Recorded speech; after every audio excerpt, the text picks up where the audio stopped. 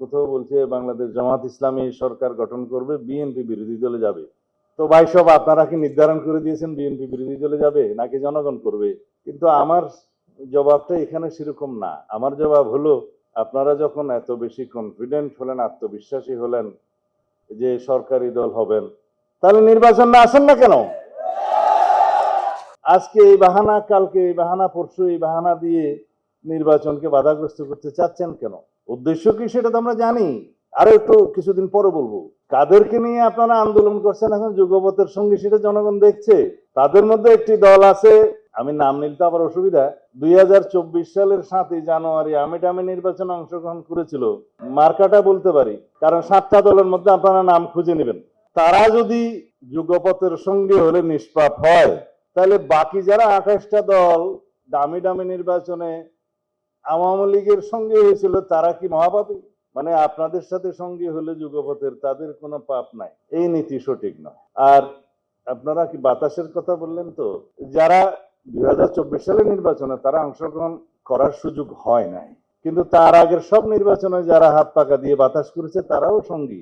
তাদের সম্পর্কে আমি বললাম বলে আমার উপর মহা আক্রমণ। কিন্তু সবাই এক এক রকমের দাবি নিয়ে আন্দোলনে যেতে পারেন, গণতান্ত্রিক অধিকার আছে। তা আমরা বলছিলাম যে বিষয়গুলো এখনো আলোচনার টেবিলে নিষ্পত্তি হওয়ার অপেক্ষায়, সেই জন্য অতিরিক্ত চাপ প্রয়োগ করার জন্য কি আপনারা রাস্তায় গেলেন?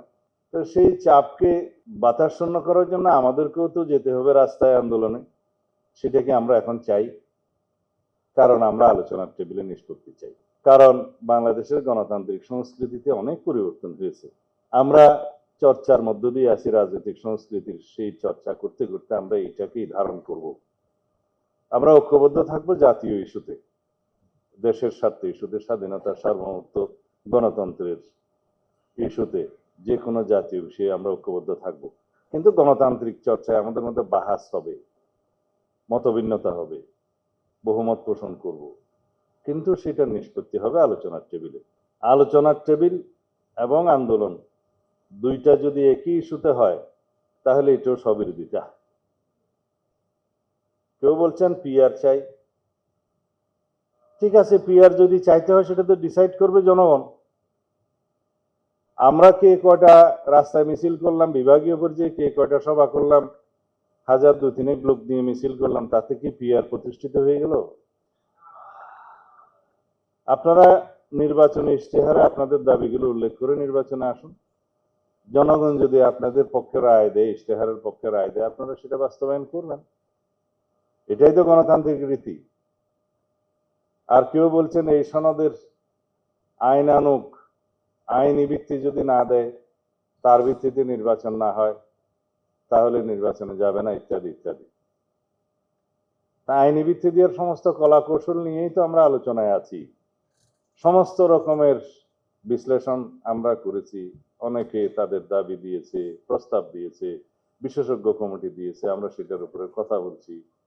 এবং কোন পদ্ধতি অবলম্বন করলে ভবিষ্যতে সাংবিধানিক জটিলতা হবে না, আইনানুগভাবে নির্বাচন করতে পারবো, সেই বিষয়ে আমরা মতামত দিয়েছি। আসুন, আমরা বিচার বিভাগের মতামত নেই, কারণ দিন শেষে এটার ইন্টারপ্রিটেশনের জন্য, বৈধতা অবৈধতা যাচাইয়ের জন্য তো সেই বিচার বিভাগের কাছেই যাবে। রাষ্ট্রে আইন প্রণয়ন করে আইন বিভাগ, সেই আইনটা উপর ভিত্তি করে বিচার করে বিচার বিভাগ, সেই আইনটার বা বিচার বিভাগের সিদ্ধান্ত বাস্তবায়ন করে প্রশাসন। এবং আমি এখন আর্টিকেল বললে অনেকে শেকায়েত করে, তারপরেও বলছি, বিচার বিভাগের সিদ্ধান্ত বিভিন্নভাবে সংবিধানে বলা আছে কিভাবে কিভাবে মান্য করতে হবে। ফান্ডামেন্টাল রাইটস এর ক্ষেত্রে আর্টিকেল 26 বলা আছে এইভাবে কিভাবে সংবিধানের ধারাগুলো বাস্তবায়িত হবে। আমরা সবাই আর্টিকেল 102 সম্পর্কে সবাই জানি, বাংলাদেশের আমজনতা জানে যে রিটের ক্ষমতা, যে কারো মৌলিক অধিকার ক্ষুণ্ণ হলে এটা আর্টিকেল 44 অনুসারে ক্ষমতা দেয়া আছে। আর্টিকেল 102 অনুযায়ী যে কোনো নাগরিক বিচার বিভাগের কাছে যাবে এবং বিচার বিভাগ সেই বিষয়ে বিচার করবে। কালার এক্সপার্ট, জর্জ স্যাপ এবং মাইল্ড অন হ্যান্ডস টেকনোলজি সমৃদ্ধ অরিক্স ক্রিস্টাল ওয়াশ আপনার লন্ড্রি এক্সপার্ট।